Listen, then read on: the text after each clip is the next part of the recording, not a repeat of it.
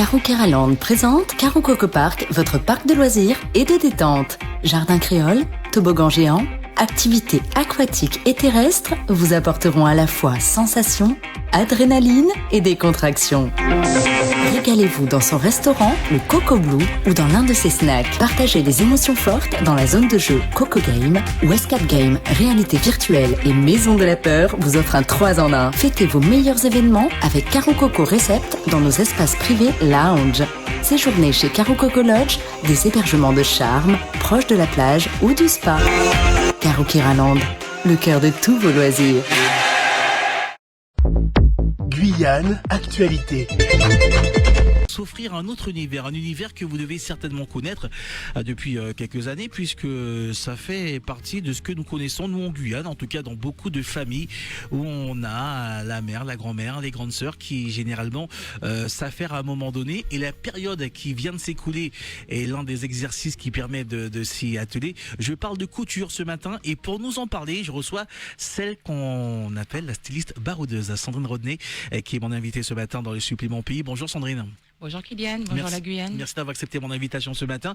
Vous êtes présente en Guyane pour une série de masterclass d'initiation également à la couture. La question que j'ai envie de vous poser en tout début d'interview, est-ce qu'on coud encore vraiment en 2024 ? On coud plus en 2024 qu'en 2019. C'est vrai ? Oui, effectivement, oui. Oui, pourquoi ? Ben écoute, maintenant, ça revient, je veux dire, à la mode pour certains, mais la couture, en fait, a toujours existé. Et aujourd'hui, en tout cas, sur les territoires d'outre-mer, on a du mal à s'habiller, à trouver des vêtements en fonction de sa morphologie. Et surtout, on aime bien, en fait, être unique. Donc aujourd'hui, les gens, en fait, s'intéressent beaucoup plus à la couture pour cela. Oui, donc c'est le swag qui prime, ouais, et qui permet d'avoir envie aussi de pouvoir créer ses propres vêtements. On a l'impression, quand on regarde les personnes qui font de la couture, que c'est toujours hyper facile, que c'est quelque chose qu'on peut faire facilement, mais quand on rentre dans l'art de la couture, on voit qu'il y a beaucoup de notions qui arrivent, notamment les patrons qui sont la base même de ce que l'on va créer. Il y a également les différents fils, les différentes aiguilles également, avec les différentes pointes qui vont créer autre chose. Finalement, c'est tout un univers, la couture. C'est bien ça, mais avant de parler de fil de patron, comme un enfant, on va apprendre les bases. Et le lexique, c'est très important, sinon on peut aller nulle part. C'est-à-dire ? En couture, aujourd'hui, ce qu'on apprend, c'est d'abord à faire un vêtement, sauf que quand on met un enfant au monde, il ne sait pas marcher, il ne sait pas boire. On l'apprend tout ça. Devant le micro, s'il vous plaît. Voilà, on apprend tout ça. Moi, c'est pareil, en fait, lors de mes formations ateliers couture, on apprend les bases. Et les bases, ça passe par le lexique en couture. Oui, il faut apprendre d'abord à parler de ce qu'on va faire. Eh bien, effectivement, si je te dis en manchure, en colure, ça ne te parle pas. Oui, à peu de choses près, non. Mais c'est exactement ça. En couture, c'est ça. Il y a des bases à savoir dans le lexique avant d'aller coudre un vêtement grâce au patron. À quel moment, Sandrine, on décide de se lancer dans une aventure comme celle-ci ? À quel moment on essaye de passer à un niveau supérieur de la passion de la couture que l'on a pour soi à cette passion de diffuser notre passion à d'autres et à leur donner envie de se lancer également ? Tout d'abord, déjà, moi, j'ai étudié au lycée Melchior-Égaré. Oui. Et je me suis envolée à 18 ans à Bordeaux pour finir ma scolarité, où j'ai obtenu mon bac pro styliste modéliste. Et j'ai cousu, j'ai fait des vêtements pour monsieur, madame, tout le monde. Et lors de la pandémie, en tout cas pour ma part, c'est la pandémie qui m'a vraiment révélée. J'ai vu que j'avais en fait cette passion que je souhaitais vraiment en fait partager avec les personnes. Et c'est là que j'ai créé mon entreprise. Et aujourd'hui, depuis 6 mois, j'ai voulu aller beaucoup plus loin et j'ai créé mon organisme de formation. Organisme de formation, oui. Pour apprendre. Ça paraît comme ça un peu réducteur de dire qu'on va dans l'organisme de formation de Sandrine Rodney pour apprendre à coudre. J'ai l'impression que ça va au-delà de ça. Pourquoi aujourd'hui on a deux visions de la couture ? On a la vision internationale, très fashion, où on est un styliste de haut niveau, où on voit les vêtements qui sont de plus en plus extraordinaires, où on voit les directions artistiques qui s'envolent dans toutes les directions, justement. Et parfois, on ramène aussi la couture à ce qu'on fait à la maison, juste faire un petit tourlet, sympa, juste coller une petite poche, ou bien au mieux faire des robes pour le carnaval. Mais la couture, en fait, c'est beaucoup plus loin. C'est déjà, comme je t'ai dit, pouvoir s'habiller en fonction de ce qu'on aime et surtout aider tout un chacun. Par exemple, aujourd'hui, la couture, on peut en fait créer différents types d'emplois et aujourd'hui, sur les territoires d'outre-mer, eh ben, les couturiers manquent. Il manque beaucoup. Donc aujourd'hui, avec la couture, la couture se révèle. Et moi, je viens en fait partager tout ce que j'ai pu apprendre au lycée, puisqu'aujourd'hui, la tranche d'âge des personnes en fait qui apprennent à coudre, ils ont entre 30 et 50 ans. Et retourner à l'école, c'est juste pas possible. Ou passer son CAP sur 1 an, c'est pas possible. Et c'est là où moi je rentre en action et je leur inculque, je leur apprends la couture sur 3 jours, sur un week-end entier. Les personnes, les apprenants sont vraiment autonomes. Ils savent de A à Z comment concevoir un vêtement. On va parler des prérequis tout à l'heure pour participer à cette formation. Mais ce qui est intéressant dans le sujet qu'on aborde depuis maintenant quelques minutes, ça veut dire qu'aujourd'hui nous sommes dans une société de consommation qui est telle que on ne prend plus le temps de réparer les vêtements. Lorsqu'il y a une petite déchirure, on change, on va en acheter un autre. On n'est plus à l'ancienne où on prend. Alors avant les machines à coudre, il y avait le simple fil et l'aiguille juste pour réparer ça. On est devenu comme ça aujourd'hui? Non, même pas du tout. En fait, aujourd'hui, les gens continuent à retoucher la vêtement, sauf qu'en fait, ces personnes-là disparaissent. Donc, comment en fait pallier à cela? Apprendre. Voilà, il faut qu'ils apprennent en fait à faire leurs retouches pour pouvoir être autonomes. C'est l'autonomie que j'apporte à mes apprenants. Donc non, en fait, les gens arrêtent de jeter. Ils retouchent et ils aiment concevoir pour eux. Oui, parce que ça coûte cher aujourd'hui aussi, les vêtements. les beaux vêtements coûtent cher. Les beaux et bons vêtements de qualité. C'est de la qualité, comme on dit, un bon marché qui a coûté plus cher, donc la qualité prime. Oui, donc cette qualité-là fait que des personnes ont envie, en tout cas, de se lancer dans l'aventure. Quels sont les prérequis justement pour arriver dans ces formations? Si moi, par exemple, qui ai une expertise moyenne avec mon fil et mon aiguille, qui n'ai jamais touché de machine à coudre, est-ce que je peux venir et prétendre à avoir un bon niveau au bout de ces 3 jours de formation? Les prérequis, c'est déjà avoir un bon état d'esprit et une machine à coudre. Et moi, je m'occupe de tout. Oui, l'état d'esprit compte parce que les apprenants, quand ils arrivent dans les formations, oui, je suis nul, je vais pas y arriver. Pourquoi donc, faut pas venir comme ça. Voilà, pas venir comme ça. En fait, on travaille aussi l'état d'esprit et tout se passe toujours bien. Donc, une machine à coudre et un bon état d'esprit et moi, après, je m'occupe de tout. La styliste baroudeuse, ça veut dire que tu te déplaces énormément, que tu rencontres énormément de personnes. Est-ce qu'il y a une culture de la couture différente selon les régions de France, selon les pays? Est-ce qu'on a une vision et une utilisation de la couture et de la machine différente? Oui, effectivement, au Bénin, quand je suis partie au Bénin l'an dernier, j'ai vu que en fait c'était vraiment différent. Les manières dont ils concevaient, en tout cas, ils assemblaient les vêtements par rapport à la France, c'était vraiment tout autre chose. Donc ça m'a permis de pouvoir en fait acquérir d'autres compétences et de leur montrer aussi ce qu'en France on faisait. Donc au Bénin, c'est vraiment différent. Oui, et il y a des techniques qui sont différentes. Il y a également une vision, une relation au tissu qui est différente. Nous aimons le tissu en Guyane. On aime les beaux tissus. On en trouve partout. Il y a des magasins emblématiques, historiques même, de ce savoir-faire. Aujourd'hui, le travail du tissu, le tissu même, la structure du tissu a évolué. Est-ce que ça change aussi la manière dont on doit coudre, dont on doit construire un vêtement? Déjà, savoir qu'il y a différents types de tissus en fonction du budget qu'on veut mettre. Et un tissu, en fait, ça se travaille avec délicatesse. Donc, par exemple, si on veut faire une robe de mariée, on va pas aller acheter en fait du coton ou un tissu pour faire des caleçons. Tu vois, donc du coup, oui. En fait, ça se travaille, en fait. Ça se travaille. Une robe de mariée en tissu de caleçon, c'est pas mal, ça peut être une idée. Non, mais de toute façon, la mode, chacun fait ce qu'il souhaite. Donc du coup, on peut aussi voir des choses assez farfelues en couture. Mais oui, en fait, en fonction des tissus, on le travaille différemment. Donc un projet, par exemple, pour la robe de mariée, j'ai envie de dire, on va prendre un tissu noble, du satin de duchesse, de la dentelle, quelque chose de noble. Et plus la matière sera noble, et plus la difficulté, en fait, sera difficile.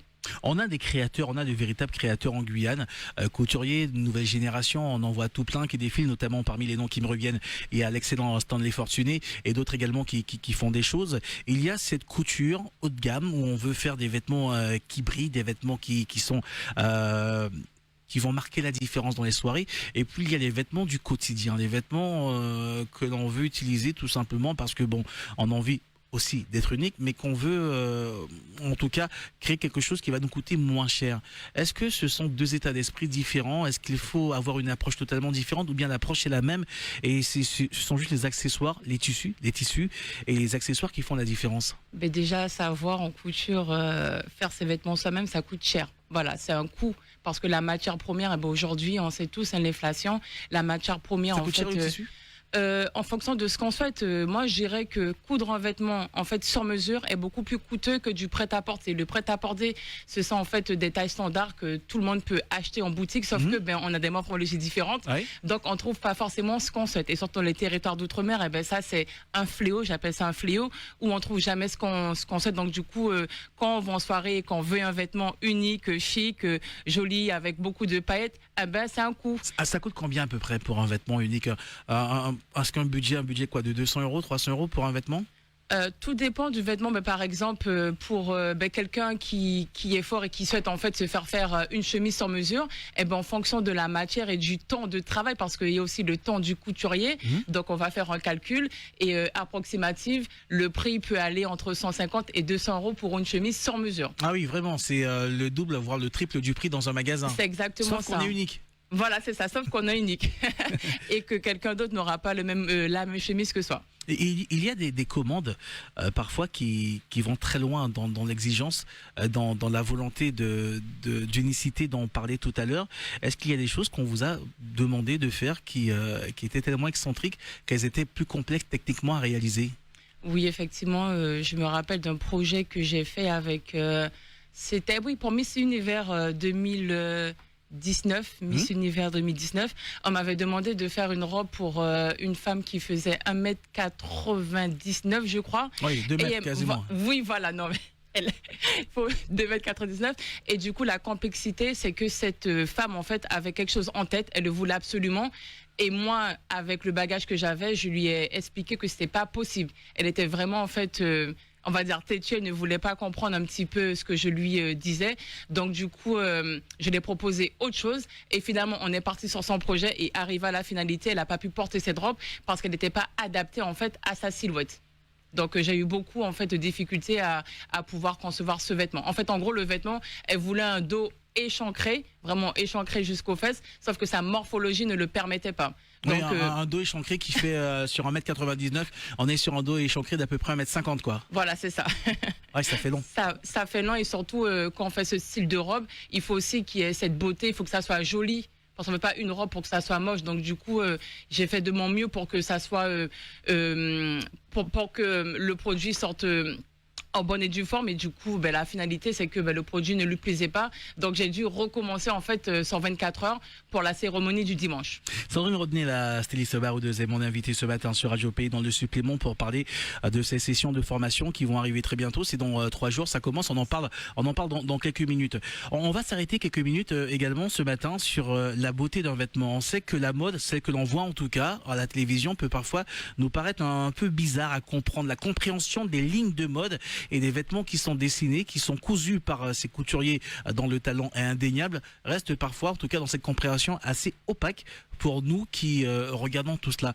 Comment on définit, quand on fait de la mode, quand on définit en couture la beauté d'un vêtement? Qu'est-ce qui fait que vous, couturier, styliste, définissez la beauté d'un vêtement et qui parfois peut laisser indifférent les spectateurs? C'est la matière première, le tissu qu'on va utiliser. Encore une fois, on peut faire par exemple un bustier avec le tissu pour faire un caleçon. Si on le change avec une autre matière, voilà la beauté, on va rajouter du cachet. Donc vraiment la première chose qu'on fait lorsqu'on fait un vêtement, c'est trouver la bonne matière. Et aujourd'hui, beaucoup de personnes en fait veulent faire des belles choses, mais ne veulent pas mettre le prix. Donc on veut faire une robe de mariée, mais on ne veut pas en fait mettre le prix pour acheter. Une robe de mariée, quand on demande qu'elle est confectionnée, ça peut aller jusqu'à combien?